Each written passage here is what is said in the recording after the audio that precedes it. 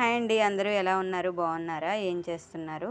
పీకో machine తీసుకున్నాక పర్వాలేదండి. కొంచెం ఇగో ఈ చీరకి పీకో చేసి ఫాల్ వేసాను. ఇది వేరే అమ్మాయిది.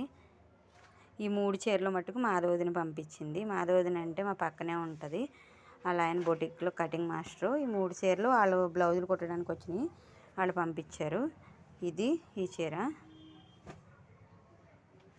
ఈ 3 చీరలు వాళ్ళేయండి. ఇదివరకు పోయినసారి వీడియోలో పెట్టాను కదా, ఓ చీర ఫాల్ వేసి 3 చీరలు పీకో చేశానని. ఇలా వస్తున్నాయి. మీరు కూడా మిషన్ బ్లౌజ్ కుట్టడం రాకపోయినా కూడా పీకో చేసుకున్నా కూడా ఇంట్లో చిన్న టైం ఉన్న 2-3 చీరలు చేసుకున్నా కూడా మన చిల్లర ఖర్చు వెళ్ళిపోతుంది కదండి. ఓకేనా ఫ్రెండ్స్, మొన్న ఒక షార్ట్లో పెట్టాను కదా, మా ఎదురింటి అమ్మాయి ఇలా బట్టలు కుట్టించుకుని డబ్బులు ఇవ్వలేదు అని. అమ్మాయి ఇచ్చేసిందండి. వాళ్ళ అమ్మ వచ్చి ఫోన్పే చేసింది.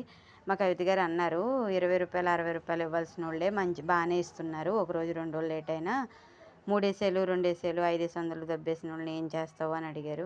అలాంటి వాళ్ళని నేను ఏం చేయగలనండి, వాళ్ళకి బుద్ధి పుట్టి ఇవ్వాలి కానీ అన్న. అంతే కదండి.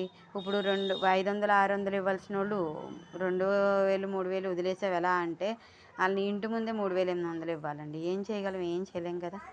సరే ఫ్రెండ్స్, బాయ్.